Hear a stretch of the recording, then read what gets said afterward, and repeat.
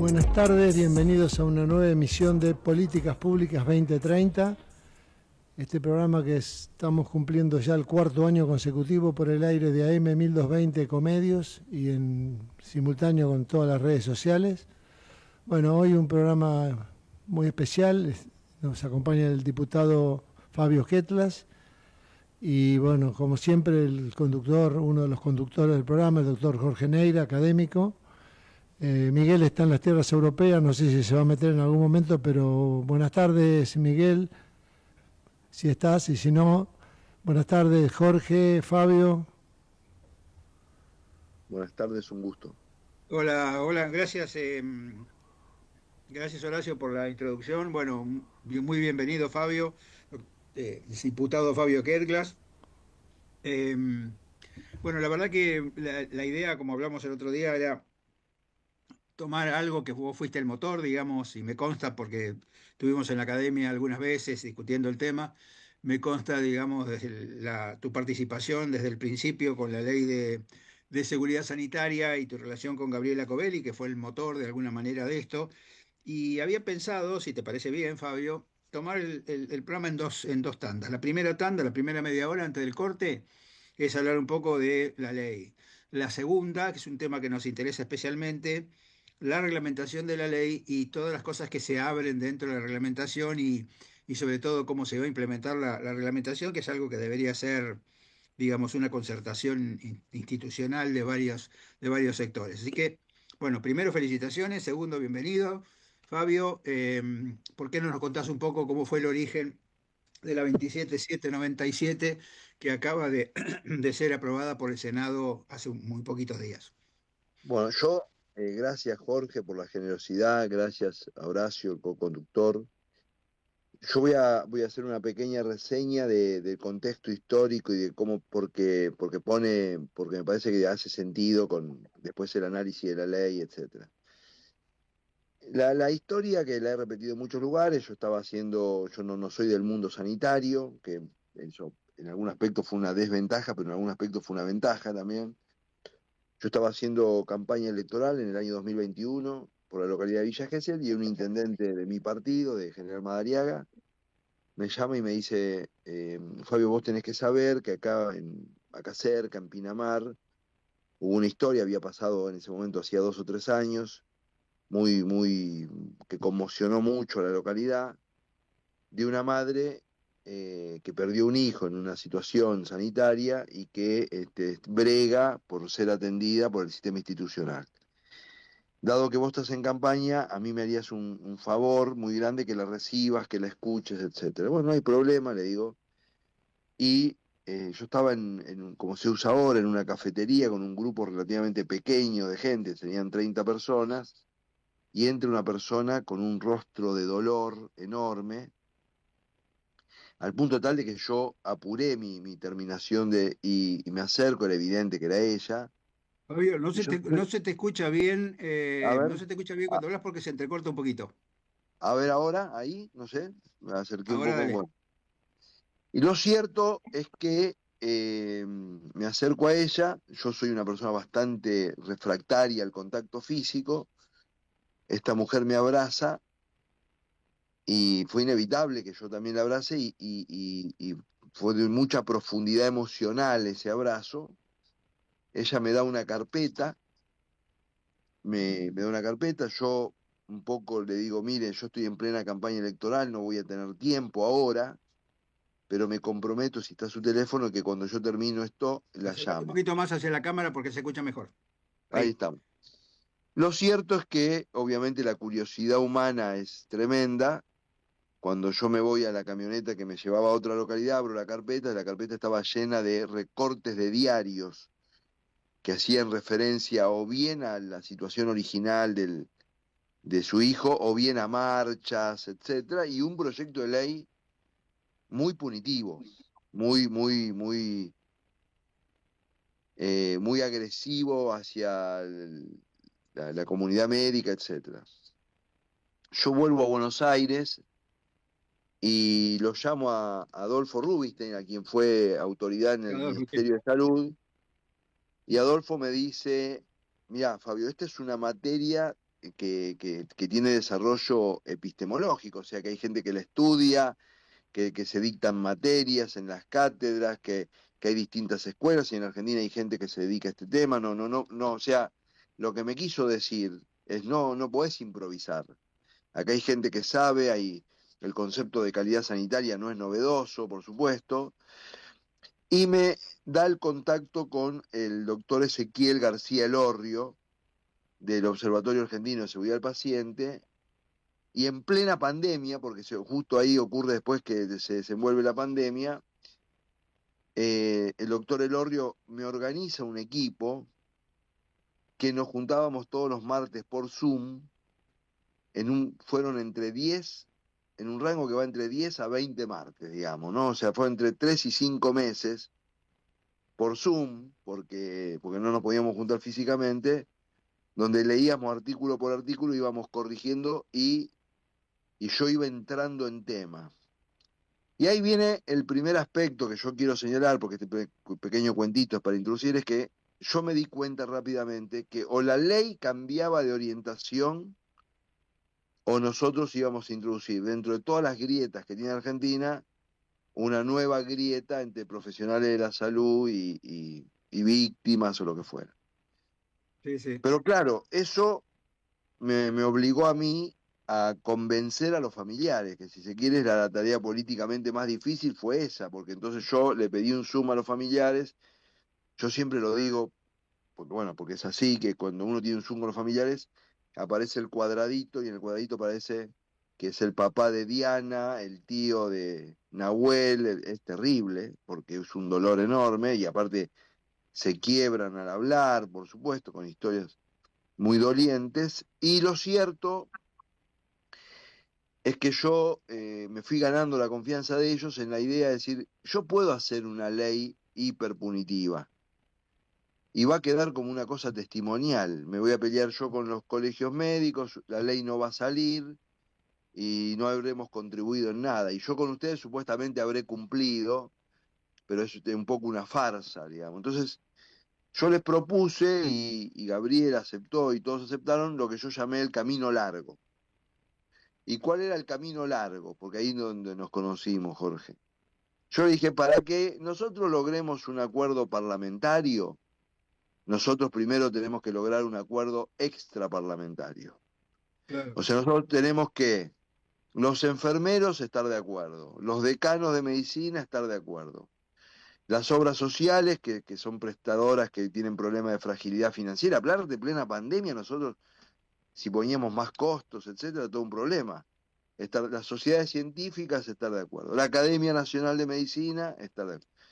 Entonces quizá la ley se transforma en una ley muy minimalista, pero no tenemos que, porque sea muy minimalista, pensar que no es un paso adelante. El hecho de que es una ley que introduce una conversación sobre cosas como el evento Centinela o el registro federal para poder corroborar si un profesional en una jurisdicción tuvo sanciones en otra o lo que fuera, son pequeños avances, pero son avances, y aparte van introduciendo una cultura que en la Argentina hay que trabajar mucho por eso, que es la cultura de una cierta pedagogía del cuidado, en el sentido de decir, los médicos y los equipos médicos en Argentina en general creen que porque ellos están destinados a brindar salud, eso los legitima absolutamente, ¿no? Y Sí, es sí. verdad que hay que tener mucho cuidado porque, como siempre se dice, el 90 y pico % de los profesionales, traumatólogos, obstetras, anestesistas, son personas responsables que hacen lo mejor posible su trabajo en contextos muchas veces muy difíciles, administrativamente, económicamente, organizacionalmente, con guardias que desgastan físicamente y está comprobado que aumenta la tasa de errores en las últimas 4 horas de la Tal guardia, bueno, etcétera, etcétera. Hicimos un proyecto bastante poco pretencioso y fuimos al Congreso con ese proyecto, que yo llamaría que es un proyecto humilde, que no obliga a las instituciones argentinas a incorporar tecnología que fuera onerosa, que básicamente yo diría que los 4 cambios del proyecto son 4. la identificación del evento centinela y la obligación por parte del Ministerio de crear un registro que preserve de alguna manera las consecuencias jurídicas de aquella persona que hace una denuncia circunstanciada sobre un hecho imprevisto en la práctica sanitaria. Nosotros creemos que eso es muy positivo para los equipos de salud, para no barrer bajo la alfombra y para aprender todos, para aumentar la transparencia, etc. El registro unificado de profesionales es un tema importante. La certificación de la aptitud profesional, que está, después vamos a hablarlo cuando venga la reglamentación, porque está abierto. Claro, sí, Nosotros sí, no está- por eso te decía que la reglamentación tiene un impacto interesante para trabajar, ¿no? Sí, y yo ahí, por ejemplo, en el tema de y la obligación de establecer la capacitación remunerada, en el sentido de que la hora de trabajo de capacitación, que tampoco está reglamentada. Sí, el tiempo Y protegido. sí, y pusimos plazos que tienen que adherir las provincias, la vigencia es a los 180 días, o sea, lo hicimos sabiendo que estamos en la Argentina y que las adaptaciones de las instituciones son muy difíciles. Y empezamos el camino parlamentario y tuvimos, lo tengo que contar porque creo que corresponde para la audiencia, tuvimos dos grandes suertes dentro de muchas desgracias, tuvimos dos grandes suertes, que cuando parecía que perdía estado parlamentario en la Cámara de Diputados, un grupo de diputados del kirchnerismo liderados por Mónica Macha e impulsados por un grupo de personas que trabajan en el Hospital Posadas en materia de seguridad del paciente, que un poco le dijeron, está en tratamiento una ley, que podemos tener diferencias, pero está en tratamiento una ley de un tema que a nosotros nos importa y como que nuestro espacio político no se mueve. Entonces la diputada Mónica Macha tomó la iniciativa, trabajó un proyecto propio y ahí nosotros nos jugábamos la vida, entonces yo hablé de vuelta con los pacientes y le dije, saquemos este tema de la grieta, vayamos al consenso, no hagamos una ley extremista, ellos algunas cosas van a tener que conceder, nosotros algunas cosas vamos a tener que conceder, pero yo no me imagino ir a votar una ley que gane 140 a 100, o vamos en busca de la unanimidad o estamos en un problema. Bueno, hicimos concesiones recíprocas y cuando estábamos en la última sesión, que si no perdía estado parlamentario, se votó en diputados y fue al Senado. Y ahí encontramos a otro ángel de la guardia, digamos así, que fue la senadora Edith Terenzi, de Chubut, que tomó el tema y... Porque claro, en el bloqueo de los grandes temas políticos, lo digo yo Claro. como de que no te doy quórum porque vos querés tratar el presupuesto y yo no quiero que trates el presupuesto, o le sacaste algo a mi gobernador y yo te respondo con esto. Este tema Sí, parece un pierde tema total, menor. pierde total relevancia. Entonces, si vos no Claro. conseguís a alguien que todas las reuniones de labor parlamentaria diga, porque aparte, este tema convive con decenas de temas que están para tratar. Entonces tiene que haber alguien que diga, se trate la Nicolás, al jueves Sí, sí, siguiente, sí, se sí, trate sí. la Nicolás. Bueno, vos sabés Bueno, que y yo tuve una oportunidad en un programa de radio que no tenía nada que ver con este, que me invitaron y justo le habían invitado a Gabriela, hace como un año te diría, ¿no?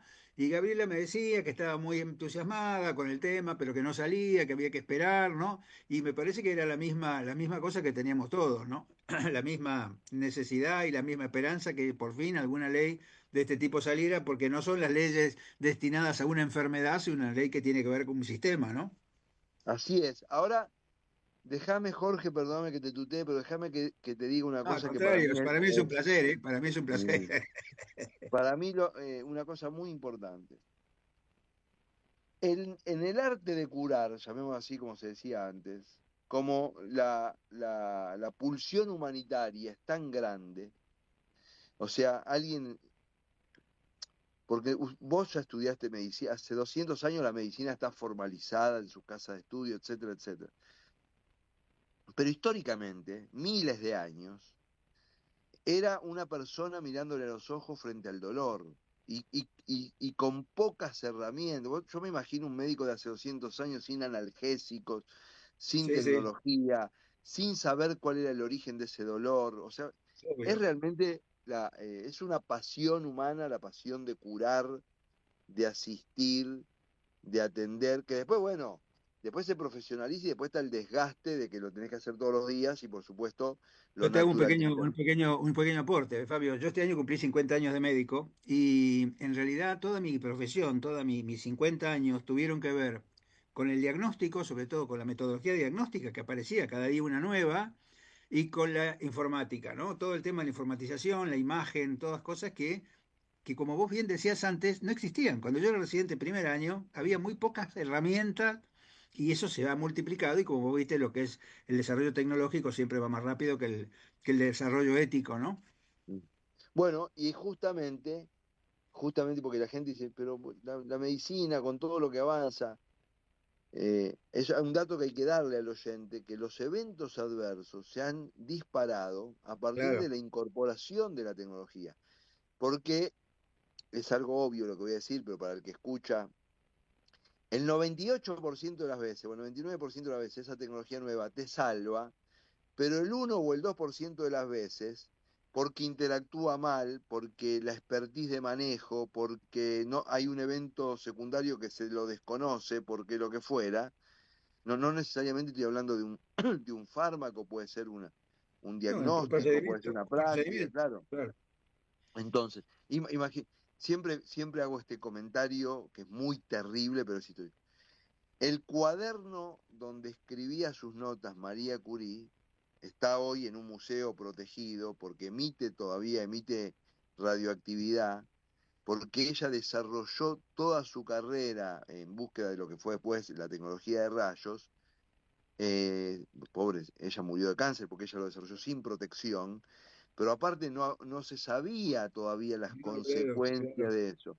Entonces hoy, como testigo de un gran mártir de la medicina, como en definitiva fue, está protegido. Y como María Curie no sabía las consecuencias indeseables de los rayos, podemos seguramente saber que hay muchas cosas que estamos haciendo, porque esos rayos que mataron a Marie Curie le salvaron la vida a millones de personas, ¿no? Obvio, tal cual, tal En- cual. entonces, nosotros, y acá esta conversación que parece que se va de la ley, pero no se va porque creo que lo más importante fue que nosotros, yo y los familiares, fuimos girando hacia, no es tan importante el texto de la ley, sino ir generando un contexto que nos permita hablar de seguridad del paciente. Tal cual.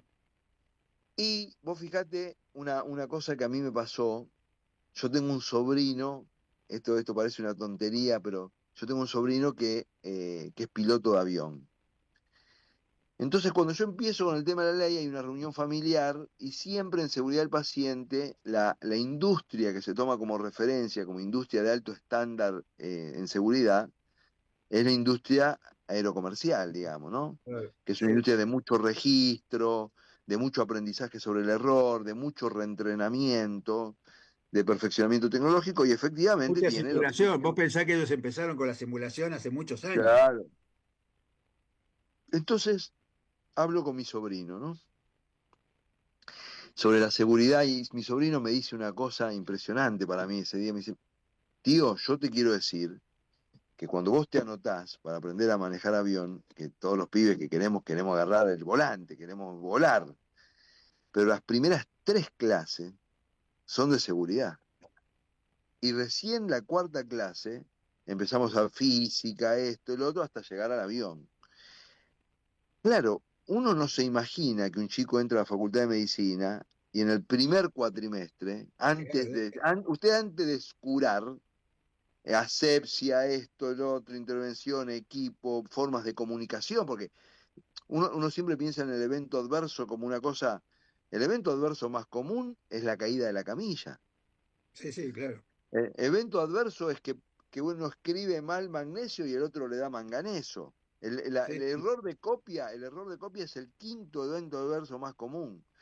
Entonces, cuando yo alguna vez dije, y los médicos no les gusta pero no les gusta, pero yo se dan cuenta que no tengo nada contra los médicos y nos hacemos amigos rápido. Pero yo digo que nosotros tenemos una medicina en la Argentina excelente. Nosotros no somos conscientes, Jorge, de la calidad médica que tiene la Argentina. No somos conscientes. Y voy a decir, como diríamos en el vino, y la relación precio-calidad ni te cuento. La relación para tener la calidad que vos tenés en la Argentina, si no estás en un país de un sistema público muy potente, es infinanciable para una persona de clase media Claro. la calidad médica que tenemos. Y en algunos puntos, niveles altísimos, odontología, nivel altísimo. Bueno, cosas espectaculares. Esa alta calidad médica que tenemos es una alta calidad médica que, entre otras cosas, es por la buena formación, por una escuela argentina de medicina, altísimo nivel, etcétera, etcétera. Y también hay que decirlo porque nuestros médicos se acostumbran, sobre todo en las residencias, etcétera, a hacer medicina con lo que hay. Sí, sí. Nuestros médicos, no, con lo que hay. Si lo que hay, tengo el tubo de oxígeno, no tengo el tubo de oxígeno y entonces voy, broncoaspiro yo, bueno, lo que sea. Fíjate, Fabio, que ahí Entonces, aparece el tema, ahí el tema aparece del error médico y el error del sistema que le genera al médico que se equivoque. claro, Tal cual. son muy resilientes, pero, pero claro, si precisábamos oxígeno, el pobre médico no tiene cómo reemplazar eso, ¿sí? Porque él precisaba el tubo de oxígeno disponible, o precisaba la, la, la, el fármaco disponible, o lo que fuera. Y hay una cantidad importante, Jorge, de eventos adversos que no son del profesional, como bien vos decís. Y yo le decía a Gabriela Covelli recientemente que nosotros, y nos lo vamos a poner este trabajo al hombro, ella, yo, la ONG, y seguro vamos a conseguir mucho más socios porque esto va a ser interesante, de hablar con los jueces que van a tener que aplicar esta ley, porque le vamos a pedir a los jueces un sentido que es, no condene, indíquele a esa institución médica que es mejor certificar calidad de tal manera. Claro, tal No cual. condene. Es mejor que todo el personal, tal cosa, tome ese curso. No, vayamos a elevar el estándar, porque precisamos ir de una medicina, yo digo, esto es lo que no le gusta a veces a tus colegas, más, es muy buena, pero artesanal, a una medicina más protocolizada, más bajo estándares. Yo siempre cuento, y sé que tenemos unos minutos y vamos al corte, después vamos a hablar de la reglamentación. Yo siempre cuento una pequeña anécdota que me pasó a mí mucho antes de la ley de Nicolás, que cuando me pasó cuando empecé con la ley de Nicolás, me hizo mucho sentido. Mi hijo tenía 6 años, broncoespasmos recurrentes. Nosotros me voy a estudiar a Barcelona, un colega me invita a pasar un fin de semana en un lugar retirado. Mi hijo empieza con broncoespasmo, ya como nosotros padres entrenados. Bueno, la cuestión que nos llevan al hospital de Girona, llegamos, una cosa que me impresionó, que mientras yo la tarjeta, el pasaporte, viene la camillita para mi hijo, ya venía con oxígeno, porque me pregunta, ¿qué tiene? ¿Tiene un broncoespasmo? La camillita ya venía una camilla especial. Bueno, la cuestión que nosotros sabíamos con mi mujer que le daban un corticoide y él reacciona muy rápido, bien. Bueno, la cuestión es que efectivamente nos hacen pasar a los 15 minutos, 20 minutos, que le habían dado un corticoide, que él ya estaba respirando bien, y nosotros, como si fuera en la Argentina, le decimos, bueno, nos podemos ir. Y el médico, el catalán, me acuerdo como si fuera hoy, dice, sois argentinos. Y, y le digo, "Sí, no, pero queremos", me dice, yo tengo un protocolo. Para un Claro, chico de esta edad y este peso, lo tengo que dejar 4 horas. Así que vayan a tomar un café, caminen un poco y lo vienen a buscar en 4 horas porque yo tengo un protocolo, si no es una mala praxis porque el chico puede hacer una reacción. claro. Y yo no sabía nada de la ley Nicolás en ese momento, Jorge. Cuando yo después empiezo con lo de la ley Nicolás, me doy cuenta de esta dimensión, que también protege al profesional. Obviamente, pero vos sabés que yo creo que, mira, yo muchas veces charlaba con los jueces, esto mismo que vos decís, y yo le decía, ¿qué es lo mejor que te puede pasar como profesional? Que la institución donde vos trabajás esté acreditada, acreditada en la categoría de funcionamiento que tenés. Segundo, que los profesionales estén certificados y revalidados. Tercero, que tengan normas de procedimiento y que tengan resultados porque tiene una base de datos donde se demuestra cómo te fue. ¿No? No sé vos qué opinás de esto, pero a mí me parece que ese es el objetivo de lo que vos estás diciendo, cómo la institución tiene que... Nosotros, escuchá, te tengo que contar esto que es como yo dejo de ser diputado el 10 de diciembre. Nosotros no incluimos en la ley la certificación de instituciones por una cuestión de costos. Sí. ¿Por qué? Porque, ¿qué pasa? Vos me vas a entender rápidamente. En un pueblo de 7.000, 8.000 habitantes hay un monoferente de salud privado, ¿no? Vamos a suponer que hay una salita pública y a 50 kilómetros hay algo más importante y un monoferente privado. Y no cumple un estándar y lo cerramos. ¿Mejoramos o empeoramos la seguridad del Bueno, pero ahí está el paciente? tema, este es tema que me parece que es muy interesante lo que vos decís, y yo creo que ahí tendríamos que trabajar, y a mí me parece que vos después del 10 de diciembre tendrías que sumarte a esta cruzada. Es decir, bueno, yo lo voy a categorizar, lo voy a acreditar en la categoría de funcionamiento que tiene, y le voy a decir, mira, si tenés algo más, mandalo a otro lado. Entonces, Claro. va a seguir funcionando, pero con otro Es- concepto, ¿no? Esto atendés vos, esto. Cuando vos detectás esto, tenés que derivar. Exacto, Así es. Yo exacto. me dijo el operador, y yo estoy muy atento a eso, me dijo el operador que y media viene un corte fatal, por eso estoy Sí, como...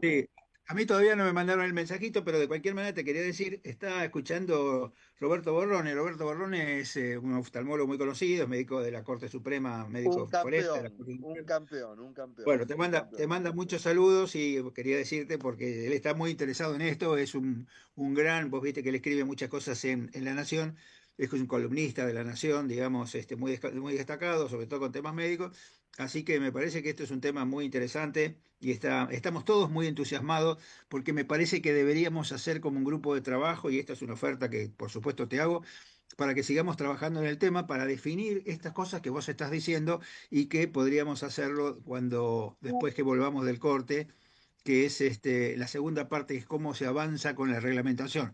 Sobre todo porque hace poquito salió un artículo en el diario, en La Nación, que dice que hay 17 leyes sin reglamentar, 17 leyes aprobadas como estas, sin reglamentar, de las cuales creo que 7 u 8 son de salud, ¿no? Mirá vos. Entonces uno dice, qué pena que ya tenemos la herramienta, no De- dejemos que se la Después del lleve corte puesta. te voy a contar, porque abrimos una conversación con el ministro Lugones al respecto y te quiero contar cuál es mi idea sobre la reglamentación.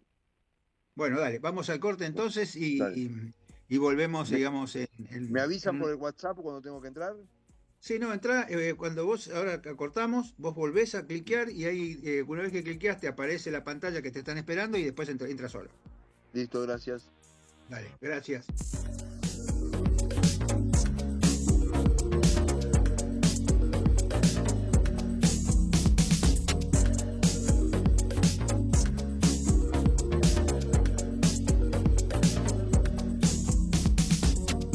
Ecomedios.com AM1220.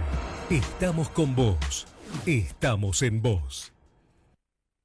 Ahora, visitar Catamarca es más fácil que nunca. Te presentamos Visit Catamarca, la nueva plataforma donde podés planificar tu viaje y comprar paquetes y experiencias directamente de agencias y prestadores. Entra a Visit Catamarca y empezá tu próxima aventura. Catamarca, más que un paisaje, todos. Catamarca, hermosa por naturaleza. Ministerio de Cultura, Turismo y Deporte. Espacio cedido por la Dirección Nacional Electoral. ¿Cómo se frena una fuerza en movimiento? Con otra fuerza en sentido contrario. Necesitamos sumar fuerzas para frenar a Milei. Fuerza Patria, Jorge Tayana, Jimena López, candidatos a diputados por la provincia de Buenos Aires, lista 507. Espacio cedido por la Dirección Nacional Electoral. Soy Diego Santilli, candidato a diputado. Tenemos que darle fuerza al gobierno para hacer las reformas que faltan y terminar el cambio que empezamos. Hagamos que el esfuerzo valga la pena. La libertad avanza o Argentina retrocede. Diego Santilli, candidato a diputado nacional por la provincia de Buenos Aires. La libertad avanza. Lista 503. Espacio cedido por la Dirección Nacional Electoral. Manuela Castañeira al Congreso. Movimiento Avanzada Socialista. Castañeira Ramat. Diputados por Buenos Aires. Lista 276. Espacio cedido por la Dirección Nacional Electoral. Soy Santiago Cúneo. Para eliminar el IVA a los alimentos, el impuesto a las ganancias, juicio político y reforma de la Constitución. Dogo mata a León. Partido Nuevo Buenos Aires, 221. Candidatos a diputados nacionales, provincia de Buenos Aires, Santiago Cuneo, Mara Ordóñez. Espacio cedido por la Dirección Nacional Electoral. Los que encabezan estas elecciones suman más de 1000 años y toda una vida en el Estado. 1000 años versus millennials. Son Nuevos Aires. Sixto Cristiani y Catalina Achilli, candidatos a diputados nacionales por la provincia de Buenos Aires. Lista 502, Nuevos Aires. Informate en ecomedios.com. Seguinos en TikTok, @ecomedios1220.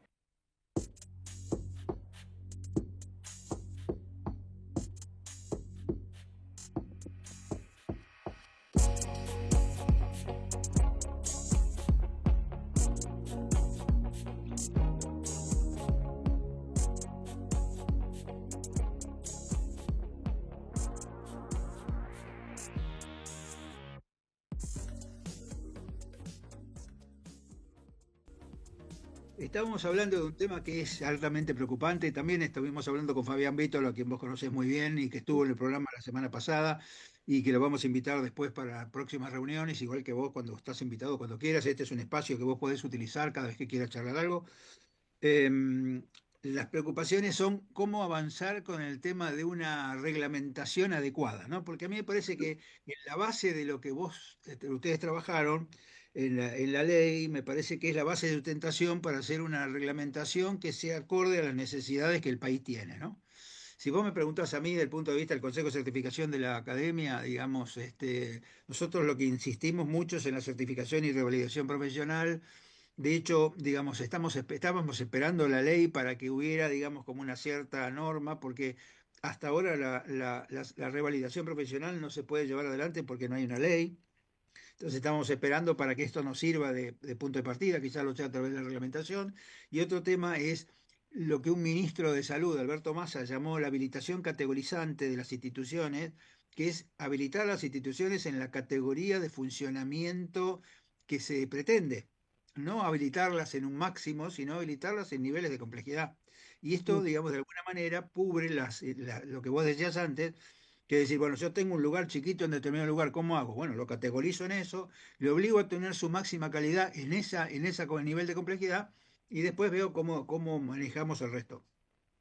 Por eso a mí me parece, y algo que todavía no existe en nuestro país, que es una entidad de acreditación. Tenemos acreditaciones institucionales privadas, que son el SENAS, que tiene algunas instituciones públicas, pero son muy pocas, acreditadas, y tenemos el ITAES, pero no hay otras instituciones. Entonces, nosotros siempre insistíamos en la necesidad de una agencia de acreditación institucional y de programas, porque la acreditación debe ser de la institución y de los programas de formación, que son las residencias.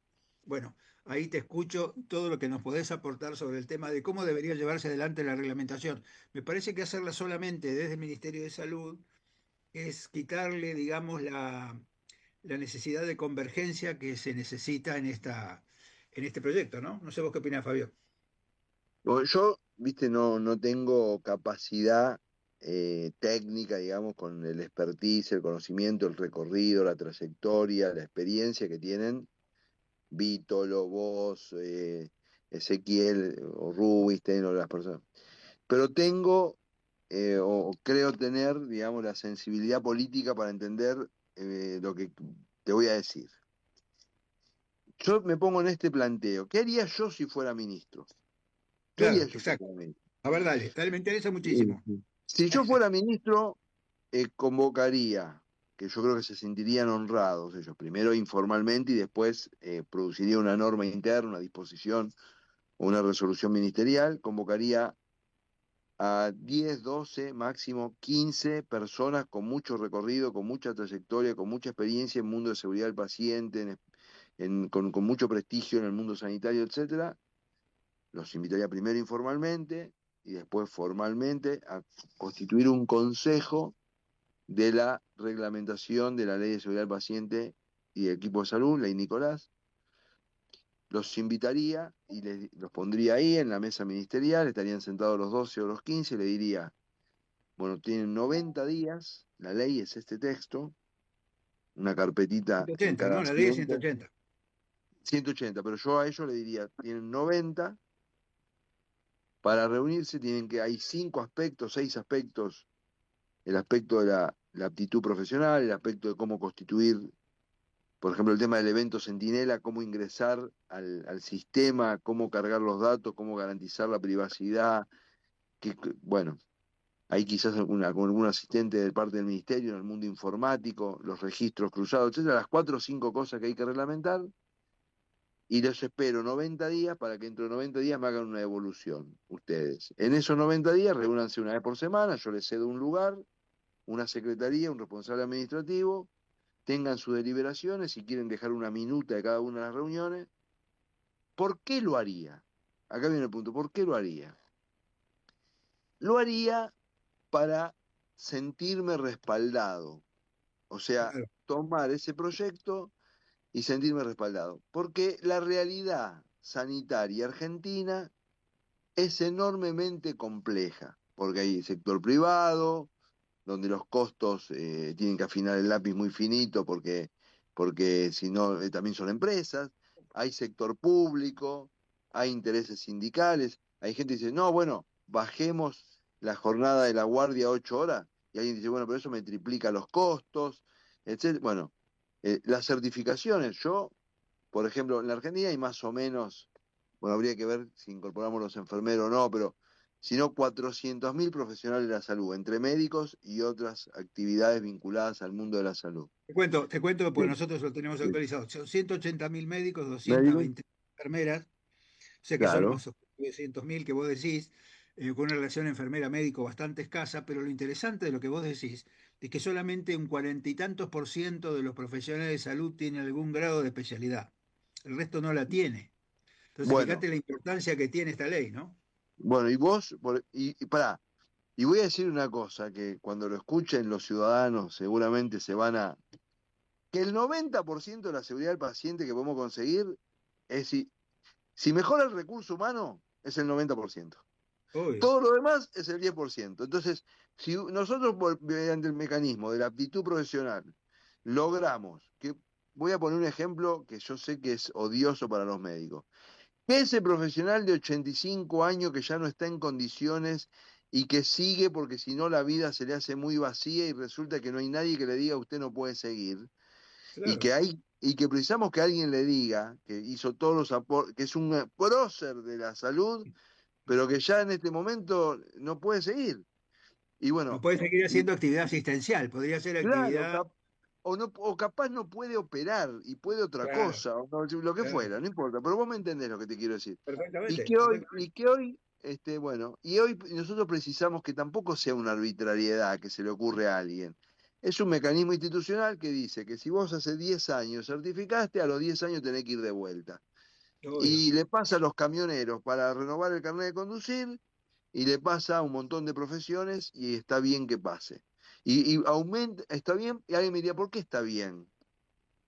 Está bien porque preserva el atributo más importante de un sistema de salud, que es la confianza. Yo Claro. siempre lo digo, a mí un amigo me dice, che, estás con un problema, yo estoy con un problema en el estómago, uy, tengo un gastroenterólogo buenísimo, te doy la dirección, viste cómo somos en Argentina, te doy la dirección, anda a ver.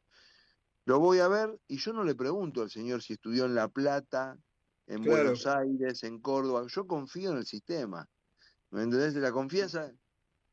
Esto que vos decís es sumamente importante porque aparece el sistema como un ente al que también hay que darle jerarquía, porque yo coincido con Pero, vos que buena parte de la seguridad y la calidad del paciente tiene que ver con eso, por eso nosotros dedicamos a este tema desde el año 91, que es así, se creó el Consejo de Certificación, pero también el sistema, que es lo que ayuda a esta ley, porque yo creo que el sistema tiene que acompañar, no solamente como ser el resguardo del profesional, sino además pedirle al profesional que cumpla con lo que tiene que cumplir, ¿no? Jorge, y se viene el tsunami de enfrentar el mundo influencer. Claro. Se viene el tsunami. Nosotros tenemos que fortalecer el sistema de las personas que estudiaron 5, 6, 7 años, se comieron 2, 3 años de residencia, especialización, etcétera, porque por supuesto que hay influencers de máxima calidad, ¿no? O sea, no hay ninguna duda de que, qué sé yo, hay un montón de influencers en el mundo que son reconocidos, eminencia. Pero ya hay historias, inclusive hay historias de improvisados que hay que tener mucho cuidado porque acá no estamos hablando que le erramos un mueble, que no lo podemos empotrar en la cocina o no nos anda bien con ese combustible el motor como pensábamos que iba a reaccionar o la licuadora se nos hizo corto. Estamos hablando de que hay personas que, bueno, nosotros creemos que la confianza del sistema es muy importante, el proceso de certificación es muy importante también en términos políticos, lo voy a decir por qué. Porque es el punto en el que nosotros podemos construir una gran alianza entre las sociedades científicas, cardiólogos, obstetras, dermatólogos, pediatras, etcétera, y la ley. Entonces, en algún momento yo decía, bueno, vamos a suponer, no sé cuántas decenas de miles, una vez cada 10 años, uno lo multiplica por $200, que es lo que puede valer un examen de validación, de certificación, es un recurso que quizás fortalece nuestras sociedades científicas, nos aumenta los niveles de garantía de los ciudadanos, nos permite también a los profesionales, si yo tengo el horizonte de recertificación, estoy en el año 8 y sé que entonces sé que tengo que hacer el curso AJI. Fíjate qué interesante lo que vos decís, porque nosotros tenemos 30.000 personas certificadas en la academia, ¿no? Desde el año 91 hasta ahora. Son un porcentaje de ese total, ¿no? Ahora, lo interesante, digamos, es que hace muy poquito la Asociación Argentina de Anestesia de Buenos Aires, hizo certificar a todos sus profesionales. ¿Por qué? Porque, bueno, ellos tienen una buena situación económica, tienen buenos salarios, y entonces le exigieron a todos que estén certificados. Fíjate qué cosa interesante, que es la primera especialidad que tiene prácticamente a todos sus profesionales certificados. Y no solo eso, sino que nosotros lo hacemos cada 5 años. O sea que cada 5 años son las entidades científicas las que, con una aceptación por parte del Ministerio de Salud, que nosotros las consideramos entidades certificantes porque están así reconocidas por el Ministerio, ellas se encargan de la revalidación periódica. Pero esto que vos dijiste recién, ¿qué hago el octavo año? Nosotros, para preparar la revalidación al 5.º año, hacemos lo que llamamos el mantenimiento de la certificación anual, que es que vos tengas la posibilidad de obtener créditos para que cada año vos puedas juntar el 20% que Pero necesitas para llegar a claro, los 5, ¿no? pero claro, pero claro, y yo te quiero decir una cosa, que cualquier persona pruebe esto. Desarrolle una habilidad, cualquier habilidad. Hacer jueguito con la pelota, andar en bicicleta, cortar en filete un churrasco, cualquier habilidad. Y no lo haga más 10 años. Claro. Y lo vuelva a hacer. Y vea, bueno, y en cambio, si toda la semana da una vuelta, hace media hora haciendo jueguito con la pelota, y a los 10 años, ¿qué pasa? Entonces, el cerebro humano, las capacidades, ni hablar del ambiente estimulante que se puede generar al que vos sabés que tenés que tomar 2 cursos o 3 cursos por año, cambia hasta la conversación, por supuesto. Fíjate que además fideliza al profesional con la entidad certificante, porque vos tenés un juego con la entidad certificante que te dice, mira, tengo estos créditos para que vos puedas hacer todos los años, para que vayas juntando. Entonces, fíjate vos cómo hay un vínculo que digamos, acerca al profesional a sus pares, ¿no? Yo le voy a sugerir al ministro Lugones, volviendo al tema central, de decir, no te cierres, porque entre invitar 8, 9, 10, 11 o 12 es lo mismo.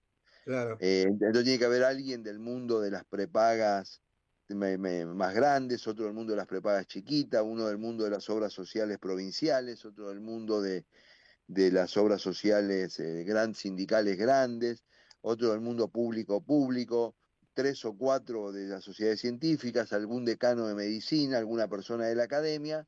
Armás un grupo de 15, no le des 10 días, dale 90 días, 120 días. No hay la ley entra en vigencia en 180 días, pero si la reglamentación se aprueba el día 187 no pasa nada tampoco. Lo que quiero decir, ojalá que salga en 187. Claro, pero ¿qué pasa? Yo le digo, pero entonces que no sea... La grandeza es que no tiene que ser una obra tuya. Claro. Esa es la grandeza. Después, si no es una obra tuya, el trabajo de reglamentación está bien hecho, el día que se entrega o que se firma el decreto reglamentario, que lo firmarás vos como ministro o el ministro que te suceda o quien fuera, es un hecho en que el sistema adopta esta ley. Claro. Entonces, y a mí me parece que es importante eso. Puede haber alguna controversia, porque va a haber alguna sociedad científica que diga cada 5 no, porque nuestros profesionales no pueden pagársela cada 10, a partir o cada 10 hasta los 60 años y después cada 5, no sé. Siempre, Sí, ¿viste? eso está clarísimo. Lo que yo creo que además, ¿sabés qué me parece? Dentro de estas controversias hay un tema que es el costo, ¿no? Tú dices, bueno, sí, esta ley está muy buena, pero ¿quién la va a pagar? ¿No? Y yo creo que hay muchas cosas que dice la ley que se pueden hacer con bajo costo y otras que se pueden ir haciendo en forma progresiva, digamos, ¿no? No sé vos qué opinás en ese sentido. No me parece que sea una ley que diga, no, esto no se puede implementar porque necesita mucha plata. La Mira, verdad que... nosotros hicimos una cosa muy sencilla. El Congreso tiene una oficina técnica muy buena, se llama la Oficina de Presupuesto del Congreso, donde cualquier diputado, cualquier senador puede remitir un proyecto está claro que esto es sesgado, lo quiero aclarar. Obvio, claro. La Oficina de Presupuesto del Congreso te dice el costo fiscal, porque hay leyes que no tienen costo fiscal, pero tienen costo. Claro. Por ejemplo, la certificación la paga cada uno, tiene un costo, pero Obvio. tiene un costo que no es del Estado, ¿no? Bueno, fiscalmente el costo es irrelevante, porque usamos base de datos preexistente, porque bueno, etcétera. Y extrafiscalmente, a mí me gustaría que algún día, si hacemos un estudio, yo creo que esta ley puede disminuir los costos del sistema. Obvio, no te quepa la menor duda, es el costo de la ineficiencia. El costo Claro, de ineficiencia que vos lo sacás del medio. sí, yo creo que no. Y si vos recién hablaste de certificación circunstanciada, que quiero aclarar, no está en la ley, pero vamos a suponer que ese mecanismo. Entonces, va un ente certificante con capacidad, con expertise, con los manuales, etcétera, y te dice, vos podés hacer esto. Para hacer esto tenés que adecuar esto y esto. Para hacer esto tenés que invertir esto. En esto tenés que esperar un año desarrollándolo para poder que yo te lo apruebe, etcétera. Y si no, tenés que derivar. Y tu derivación, por ubicación geográfica, ubicación en el sistema, etcétera, tu derivación prioritaria en este caso es esta y en este caso es esta. Claro, tal cual. A la administración de esa institución lo que le puede ayudar eso. A la Obvio. administración, a la disminución de los niveles de litigiosidad, a la conversación pública, porque también hay que decir, mira, te derivamos porque nosotros tenemos indicado derivarte, porque muchas veces un familiar va con alguien a un hospital, se produce la derivación, y el tipo dice, no, atendémelo, ¿cómo me lo vas a derivar? Y que alguien le diga, no te puedo atender, no tengo la máquina, no tengo el tomógrafo, no tengo esto, mi quirófano no está habilitado para la complejidad de la cirugía que tengo que hacerte, lo que fuera, pero Exacto. respaldado. Entonces le sacamos el peso a los gerentes, digamos, a la decisión operativa, y mejoramos la seguridad. Y ese hospital sabe que si tiene que hacer una cirugía de mayor complejidad, porque empieza a haber recurrencia de casos, tiene que hacer tal adaptación al quirófano. Sí, yo creo lo mismo. A mí me parece que justamente para eso es la habilitación. Teóricamente vos deberías mandar al paciente de determinada complejidad al hospital con la complejidad que le corresponde, ¿no? Es cierto que a veces el paciente va directamente y cuando va directamente pasa lo que vos decís, que mire, yo no lo puedo atender acá porque muchas veces lo atienden desde la puerta, cosa que tampoco corresponde, pero quiero decirte, esto tiene que ver con el trabajo en red y me parece que hay mucha cosa que se puede mejorar con la ley sin necesidad de hacer grandes inversiones. Roberto Borrone, que me hiciste que te comente sobre el tema del tiempo protegido para los profesionales y que el tiempo necesario, digamos, de los médicos para atenderlo. Nosotros, por ejemplo, con respecto a la certificación y la revalidación, nosotros creemos que parte de la certificación la debería pagar el tercer pagador, no de la certificación, porque eso es una cosa personal, pero sí de la revalidación periódica, porque vos necesitas que el médico haga cursos, que gaste plata, y eso necesita, digamos, un tiempo durante su estadía en el hospital, no tiene por qué pedir vacaciones, no tiene que pagarle la guardia a otra persona, sino que eso debería estar protegido, ¿no? Y eso permitiría también una mejor calidad, porque es un win-win, ¿no? Los dos ganan, Claro. porque vos, institución, teniendo un médico certificado y revalidado, y el médico gana porque se siente parte de la institución y la institución lo reconoce. No sé vos qué opinás de eso, Fabio. No, absolutamente. Y nosotros tenemos que ya se ha integrado en la cultura, se lo plantea como un problema. También hay muchos profesionales que después te dicen, y yo ya me acostumbré, el tema del pluriempleo, del Claro. médico que a la mañana voy al hospital, a la tarde no sé qué cosa, y después hago un poquito de consultorio, 2 días, no sé qué, lo que fuera. Nosotros tenemos un sistema raro en Argentina, porque en el mundo, en general, hay sistemas de preferencia público con muy poca actividad privada, que es el caso de Europa, financiado con impuestos, donde los médicos trabajan en un empleo, que ganan salarios que están bien, pero que no se hacen millonarios, no se transforman en empresarios, etcétera. Digamos. Son salarios de garantía.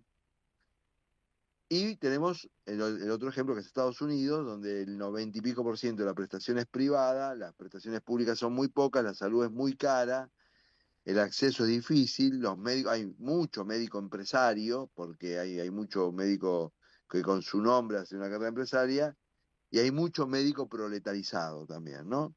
Argentina tiene una especie de mezcla rara, muy compleja, y los médicos argentinos de alguna manera también se acostumbraron al pluriempleo porque es una forma de ganarle la inestabilidad económica, porque estoy en 3 instituciones, pero si alguna le va mal, sé que no pierdo el 100% de mi ingreso, porque si tengo otras 2, o doy clase más 2, o no sé qué, bueno. Y entonces los médicos no se quieren, hay un doble discurso, porque dicen una cosa, pero en definitiva, como no tienen garantías de un trabajo bien remunerado, estable, etcétera, etcétera, en un sistema, no quieren dejar el pluriempleo, porque eso es entregarse a un riesgo absoluto. Fíjate vos que, Fabio, el pluriempleo fue el causante, digamos, de los contagios del equipo de salud en el COVID. Porque si los médicos y el personal de salud, los médicos, las enfermeras, los kinesiólogos, trabajaban en la institución y se protegían, no les pasaba nada. El problema era cuando salían a otro trabajo, donde por ahí no tenían las mismas cosas que en el anterior, pero estaban acostumbrados a trabajar de la misma manera. Y eso fue lo que generó, digamos, el incremento. Y fíjate el costo que significa, el costo para la salud, el costo para la vida, el costo para la institución, ¿no? Enorme, enorme, enorme. Y esto que me decís fue una tragedia, es una tragedia, claro, claro. Bueno, lo cierto es que yo haría eso. Yo le pedí una audiencia al ministro Lugones. Bueno, nosotros necesitamos que nos seas nuestro líder, en la abogacía, ¿no? En el sentido de decir, bueno, a ver si conseguimos a través tuyo que se entienda la necesidad de hacer una concertación para la reglamentación con las distintas instituciones, ¿no? Sí, yo se lo voy a plantear, creo que para él es una oportunidad, no lo debería ver como algo negativo, todo lo contrario. Y bueno, los mantendré al tanto, ¿no? Los mantendré al tanto de esto, que para mí fue una experiencia, quiero decir, después de 8 años de diputado, ustedes no sé si saben, en general el público no lo sabe, menos del 1% de los diputados o senadores logran que una ley propia sea ley, porque, porque en general tratamos proyectos del Ejecutivo, porque bueno, es muy difícil la construcción de consensos, etcétera. Así que entré en ese pequeño club, lo hago con un tema que no es mi tema, pero que lo tomé con mucha pasión, que Sí, me dediqué, me consta porque conozco todo el recorrido. y bueno, y estudié y me sentí muy respaldado, me sentí muy respaldado por la academia, enormemente, lo tengo que reconocer desde el primer día, por el equipo del Observatorio Argentino, empezando por Ezequiel García Rorrio, Fabián Vítoli, Julio Ravioli, Alfredo Tamini, Viviana Rodríguez, y bueno, y por mi equipo, y construyendo una relación con los familiares basada en la sinceridad, en lo que se puede, lo que no se puede, eh, y basada también de alguna manera en el respeto recíproco, ellos por mi trabajo y yo por su dolor, ¿no? Antes de terminar, quiero decirte una cosa que para mí, yo esto no lo descubrí automáticamente, lo descubrí con el paso del tiempo, pero que para mí fue darme cuenta un día que la Ley de Seguridad del Paciente en la Argentina llegaba al Congreso, no impulsada por los médicos, ni por los analistas, ni por los abogados, ni por los profesionales de la seguridad del paciente, ni por los organismos multilaterales, sino por las víctimas. Entonces para mí fue muy conmovedor, porque dije, todos están de acuerdo en que tiene que haber más seguridad, los financistas, la OPS, los decanos, los académicos, todos. Pero los mal, bien, a los tortazos, como decimos, los que empujaron para que esto llegue al Congreso y sea ley son los familiares. Nosotros, en mi caso personal, he tratado de que el dolor no se transforme en venganza, sino que se transforme en una energía constructiva. Ese es el legado que esta ley pretende. Bueno, Fabio, ahí nos tenemos que ir, lamentablemente. La verdad que fue un placer contar con nosotros para lo que necesites. Este es un espacio que vos podés usar. Yo sé que vos también tenés tu espacio de radio, que tiene su encanto, ¿no? Compartimos esa afinidad y me parece que estaría muy bueno que siguiéramos trabajando después que dejes de ser diputado, porque todo tu conocimiento de estos 8 años y además todo este conocimiento de ser uno de los actores de una ley que salió como salió, me parece que es para todos nosotros un punto de partida muy interesante. Así que muchísimas gracias por haber aceptado. Esta es tu casa, cuando quieras. Gracias a vos. Ha sido un gusto enorme. Un abrazo grande y nos estaremos Pues viendo. Muchísimas gracias y nos vemos la próxima, Fabio. Muchas gracias. Muy amable.